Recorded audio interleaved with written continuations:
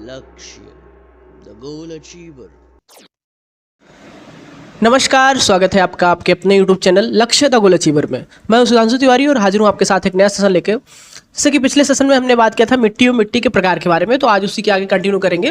आज हम जानेंगे मृदा अपवर्तन यानी मिट्टी के कटाव के बारे में, और कटाव किन वजहों से होता है और कटाव से बचाव क्या होता है, आज इसके बारे में जानते हैं। तो चलिए इस सेशन को शुरू करते हैं। उससे पहले जो लोग चैनल पर नए हैं वो चैनल को सब्सक्राइब कर लें और बेल आइकन को प्रेस कर लें, जिससे कि इस चैनल पर जब भी इस प्रकार की वीडियो आए तो आपके पास नोटिफिकेशन जाए और आप वीडियो को देख सकें। तो चलिए शुरू करते हैं। सबसे पहले जानते हैं मृदा अपरदन क्या होता है। तो देखिए, अगर नाम से स्पष्ट है, मृदा मतलब होता है मिट्टी, अपरदन मतलब होता है कटाव। यानी जब मृदा का एक स्थान से दूसरे स्थान तक पहुंचने अथवा मूल स्थान से हट जाने को मृदा अपरदन कहते हैं। यानी जब मिट्टी अपने मूल स्थान से हट जाती है तो यही प्रक्रिया आपकी जो है मृदा अपरदन कहलाती है। और ये जो है तेज आंधी, तूफान एवं वर्षा के जल द्वारा होता है। यानी मृदा अपरदन किसके द्वारा होता है, तो आप कह सकते हैं तेज आंधी, तूफान एवं वर्षा के जल के द्वारा मृदा अपरदन होता है। अगर हम बात करें कि मृदा अपरदन से क्या हानियाँ होती हैं, तो मृदा अपरदन के कारण जो है मिट्टी की ऊपरी परत हट जाती है, जिससे वह भूमि उपजाऊ नहीं रहती है। अगर हम बात करें मिट्टी का जो उपजाऊपन होता है, वो जो मिट्टी की सबसे ऊपरी परत होती है उसी से मिट्टी का उर्वरक क्षमता होती है। अगर वो परत हट जाएगी अपने स्थान से तो मिट्टी की उपजाऊपन समाप्त हो जाता है। और दूसरा जो है अत्यधिक अपरदन से भूमि ऊंची नीची हो जाती है। और जब मिट्टी का कटाव ज़्यादा होगा तो भूमि ऊंची नीची हो जाएगी। जाहिर सी बात है, अगर भूमि ऊंची नीची हो जाएगी तो उसमें जो है खेती करने में कठिनाई होती है, क्योंकि जो खेती का काम होता है वो लगभग समतल भूमि पर ही हो पाता है। आगे बढ़ते हैं। मिट्टी के कटाव के बारे में हम जानेंगे क्या कारण होते हैं मिट्टी के कटाव के। तो सबसे पहले जानिए कि जो है पहला कारण होता है भूमि का ढाल। यानी भूमि का ढाल अगर अत्यधिक होता है तो उसमें बहने वाला पानी जो है मिट्टी को अत्यधिक मात्रा में काट देता है। अगर भूमि में ढलान ज़्यादा है तो जो पानी आएगा वो अत्यधिक वेग से आएगा और मिट्टी ज़्यादा काटेगा, जिससे कि जो है उर्वरक क्षमता उसकी कम हो जाती है। और ढाल कम होने से पानी का वेग कम रहेगा और मिट्टी का कटाव कम होगा। यानी अगर भूमि का ढाल ज़्यादा है तो मिट्टी का कटाव ज़्यादा होगा, अगर भूमि का ढाल कम है तो कटाव कम होगा। दूसरा जो बड़ा कारण है वो है वर्षा की अधिकता है। यानी कि अधिक वर्षा के कारण जो है मिट्टी बह जाती है। अगर लगातार वर्षा हो रही है, जिसे हम अतिवृष्टि कहते हैं, अधिक वर्षा को अतिवृष्टि कहते हैं और कम वर्षा को अनावृष्टि कहते हैं। तो अगर अधिक मात्रा में वर्षा हो रही है जिसके कारण मिट्टी बह जाती है, और अधिक वर्षा जब होती है तो लगातार तो फिर नदियों में भी बाढ़ आती है, जिसके कारण से बहुत सी उपजाऊ मिट्टी बहकर समुद्र में चली जाती हैं। जब बाढ़ आती है तो जो मिट्टी की उर्वरक क्षमता होती है वो ऊपरी परत में ही होती है, जिसके कारण बहुत सी मिट्टी बहकर समुद्र में चली जाती है। और एक वैज्ञानिकों के अनुमान के अनुसार प्रतिवर्ष लगभग 37.5 लाख मीटर टन मिट्टी बंगाल की खाड़ी में जाती है बाढ़ के कारण। तो ये एक अनुमान है। अब अन्य जो कारण है कटाव के, तीसरा कारण है तीव्र हवाएं। लगातार अगर तेज हवाएं चलने के कारण जो है मिट्टी का कटाव होता है। तेज हवाएं वायु के साथ पत्थर के टुकड़े आदि भी उड़ाते हैं, जो घर्षण के द्वारा मिट्टी को काट देते हैं। यानी अगर तेज धूल आंधी आ रही है, अगर उसमें छोटे छोटे मिट्टी के कण और पत्थर कंकड़ उड़ते हैं तो उससे जो है मिट्टी में रगड़ होता है, जिसके कारण भी मिट्टी का कटाव होता है। रेगिस्तान में ये क्रिया अधिक मात्रा में होती है कि वहाँ पे लू चलती रहती है। अगला जो अन्य कारण है वो है वनों की कमी।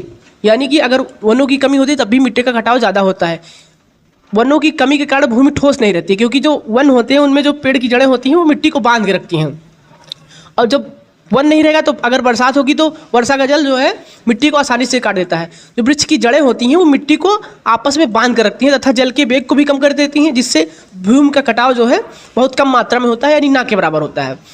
अगला जो भूमि का कटाव का कारण है वो है मिट्टी का प्रकार। यानी मिट्टी का कटाव मिट्टी के प्रकार पर भी निर्भर करता है। यानी जो कोमल मिट्टी होती है वो पथरीली मिट्टी की अपेक्षा अधिक बह जाती है, क्योंकि ये चिकनी होती है और पथरीली मिट्टी के जो कण होते हैं वो जल्दी कटते नहीं हैं कोमल मिट्टी की अपेक्षा। अब अगले कारण की ओर बढ़ते हैं। अगला कारण क्या है मिट्टी के कटाव का? तापमान में परिवर्तन। मिट्टी के कटाव का एक प्रमुख कारण है तापमान में परिवर्तन। यानी अगर तापमान में शीघ्रता से परिवर्तन होने के कारण मिट्टी का कटाव होता है। दिन में अधिक गर्मी और रात में अधिक ठंडी होने से चट्टानें टूटती हैं। देखिए, अगर दिन में अधिक गर्मी होगी और रात में फिर अधिक ठंडी होगी तो जाहिर सी बात है अगर तापमान में परिवर्तन होगा कोई भी चीज़ है उस पर इसका बुरा प्रभाव पड़ेगा। तो तापमान में परिवर्तन के कारण भी जो है चट्टानें टूट जाती हैं, जिससे फिर बारिश होती है और मिट्टी का कटाव होने लगता है। पशुओं के चरने से, अब देखिए पशु लगातार चरते रहते हैं तो जो घास होती हैं वो नष्ट हो जाती हैं, और घास की जड़ें या वृक्ष की जड़ें जो है मिट्टी को बांध के रखती हैं। तो चाहे पेड़ समाप्त होगा चाहे घास समाप्त होगी तो फिर मिट्टी का कटाव ज़्यादा होगा। अगला कारण जो है हवा से कटाव। वनस्पति पैदा न होने से पानी की सतह नीचे हो जाने से हवा से भूमि का कटाव होने लगता है। यानी अगर आसपास जैसे आपके आसपास के इलाके में अगर वनस्पति नहीं है और पानी की सतह नीचे है तो हवा जाहिर सी बात है ज़मीन की ऊपरी सतह से लग कर जाएगी जब भी हवा बहेगी, जिससे भी भूमि का कटाव होता है। इससे ज़मीन सूख जाती है और भूमि ऊबड़ खाबड़ भी हो जाती है, यानी वहाँ पे कुछ उपजाऊपन नहीं रहता, जिससे कोई भी फसल वहाँ पे उत्पन्न नहीं होती है तथा उस ज़मीन में नमी भी समाप्त हो जाती है। फलस्वरूप भूमि की उपजाऊ शक्ति एकदम से नष्ट हो जाती है। तो ये सब भूमि के कटाव के कारण हैं। आगे देखते हैं। एक प्रमुख कारण नदियों की बाढ़ से जो कटाव होता है कि ये सबसे ज़्यादा मात्रा में जो है मिट्टी का कटाव जो है इसी कारण से होता है। जैसे आपका गंगा, यमुना, कावेरी, ब्रह्मपुत्र, गोदावरी तथा महानदी आदि नदियों में तथा इनकी जो सहायक नदियां हैं, इन नदियों में भयंकर बाढ़ आने से मिट्टी का कटाव बहुत ही व्यापक रूप में होता है, जिससे मिट्टी के कटाव के साथ साथ अपार जनधन की भी हानि होती है। बहुत लोग बेघर हो जाते हैं, उनके सारा सामान बह जाता है, इधर उधर उन्हें टहलना पड़ता है, भूखों मरने लगते हैं। तो ये सभी जो है नदी के जो है मिट्टी के कटाव के कारण है। नदियों का जो पानी होता है बाढ़ का, ये मुख्य रूप से मिट्टी के कटाव में अपना बढ़ चढ़ के हिस्सा लेता है। अब बात करते हैं जो है कटाव तो हो गया, अब कटाव ना हो बात करते हैं मृदा संरक्षण के अपर्दन को रोकने के उपाय। यानी जो मिट्टी का कटाव होता है उसे अपर्दन कहते हैं, उसको रोका कैसे जा सकता है। हम इन तरीकों पे बात करते हैं कि मिट्टी का कटाव कम से कम हो। पहला तरीका है अधिक से अधिक वन लगाना चाहिए और उनकी रक्षा करनी चाहिए, क्योंकि जितने ज़्यादा पेड़ पौधे होंगे वो पेड़ पौधों की जड़ें जो है मिट्टी को बांध के रखती हैं, और जब बरसात होगी तो फिर मिट्टी का कटाव नहीं होगा। नदियों के आसपास की भूमि को सुरक्षित करनी चाहिए, यानी कि हमें नदी के आसपास बांध बना के रखना चाहिए, जैसे कि अगर नदी में बाढ़ आए तो वो पानी जो है रिहायशी इलाकों में न जाए, जिससे कि वहाँ की फसल और पेड़ पौधे न बर्बाद हों, जिससे कि मिट्टी का कटाव ना होने पाए। अधिक क्षेत्रों में कृषि करनी चाहिए, यानी कृषि के तरीके में भी हमें सुधार करना चाहिए। और जब खेती होगी तो जाहिर सी बात है उसमें कोई ना कोई फसल बोएंगे, वो फसलें जो है मिट्टी की जड़ों को, फसल की जड़ें जो है मिट्टी को पकड़ के रखेंगी, जिससे कि भूमि में जो है मिट्टी का कटाव नहीं होगा। मरुस्थलों में अधिक पेड़ लगाने चाहिए। देखिए हम लोग जानते हैं कि मरुस्थलों में खाली रेगिस्तान होता है, वहाँ पे कोई पेड़ लगाया नहीं जा सकता है, लेकिन अगर वहाँ पे धूल आंधियाँ चलती रहती हैं जिससे भी मिट्टी का कटाव होता रहता है, तो जो मरुस्थलीय इलाकों में जो पेड़ पौधे पनप सकते हैं हमें वहाँ पे वो पौधे लगाने चाहिए। कृषि क्षेत्र में फालतू पानी के निकास के लिए नालियाँ बना देनी चाहिए। यानी मान लीजिए कि आपने कोई फसल उगाई है, अब अत्यधिक वर्षा हो गई, तो अगर बरसात का पानी निकलने का जगह नहीं है खेत में तो आपकी फसलों को लेकर बह जाएगा, यानी फसल बर्बाद कर देगा।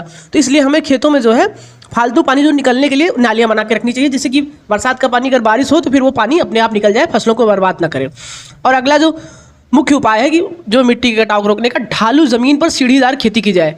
यानी हम जानते हैं कि जो पहाड़ी इलाके हैं वहाँ पे ज़मीन ढालू होती है, तो अगर हम वहाँ पे जो है सीढ़ीदार खेती करें तो ऊपर का पानी ऐसे एक सीढ़ी के स्टेप के हिसाब से नीचे आता रहेगा और हमारी फसलें भी उपजाऊ रहेंगी और मिट्टी का कटाव भी कम होगा। अब बढ़ते हैं अगले कारण की तरफ, जिससे हम मिट्टी के कटाव को रोक सकते हैं। हमें जो है फसलें जो है अदल बदल कर बोनी चाहिए, यानी फसल चक्र में परिवर्तन करते रहना चाहिए। हवा से भूमि के कटाव को रोकने के लिए हरी खाद, कंपोस्ट खाद डाली जाए। यानी जैसे हम अगर आप लोगों ने देखा होगा जब खेत में खाद पड़ती है तो ये चिपक जाती है, काई बना लेती है, जिससे कि जब हवा चलेगी तो मिट्टी का कटाव नहीं होगा, क्योंकि जो मिट्टी की ऊपरी परत में जो है नमी आ जाती है और काई जम जाती है, जिससे कि मिट्टी का कटाव नहीं होता है। पेड़ों की पट्टियाँ लगाकर सिंचाई की पर्याप्त व्यवस्था करनी चाहिए। अब अगला जो है, परतदार कटाव रोकने के लिए खेतों पर मेड़ बना देनी चाहिए और उस पर कोई वनस्पति उगा देनी चाहिए। जैसे खेतों के किनारे किनारे जो मेड़ होते हैं, अगर हम उस पर वनस्पति यानी पेड़ पौधे लगा देंगे तो जब हवा आएगी और मिट्टी के ऊपरी परत पर टकराएगी तो वहाँ पे जो है मिट्टी का कटाव नहीं हो पाएगा। अब देखिए, बाढ़ वाले क्षेत्रों में कटाव कम करने के लिए क्षेत्र के दोनों ओर वन लगाकर पानी को इधर उधर निकाल देना चाहिए। जो बाढ़ प्रभावित इलाका होता है उसके दोनों तरफ हमें पेड़ पौधे यानी भारी मात्रा में वन लगाने देना चाहिए, और जो पानी इकट्ठा होता है उसे ऐसा मार्ग बनाने चाहिए कि पानी जो है कहीं अलग निकल जाए। बांध एवं जलाशयों का निर्माण करना चाहिए। तो इस प्रकार से हमने देखा कि मृदा अपवर्तन यानी मिट्टी का कटाव क्या होता है और उसके कारण क्या होते हैं, और मिट्टी का कटाव कम कैसे किया जा सकता है, उसके उपाय क्या क्या हैं। तो इस प्रकार से आज हम लोगों ने मिट्टी के कटाव और उसके अपवर्तन के कारण एवं उसके बचाव के बारे में जाना।